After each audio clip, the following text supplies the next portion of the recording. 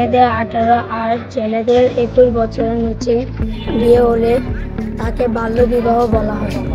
বাল্যবিবাহ একটি সামাজিক বিধি ও আইনত দণ্ডনীয় অপরাধ।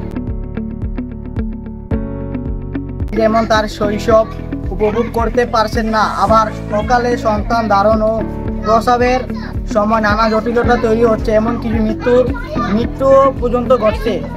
বাল্যবিবাহ প্রতিরোধের সহজ সমাধান 1098 হটলাইন নাম্বার।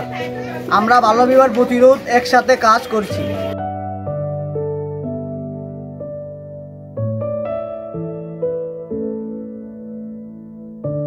আমরা সবাই একসাথে বাল্যবিবাহকে রুখে ধরাই।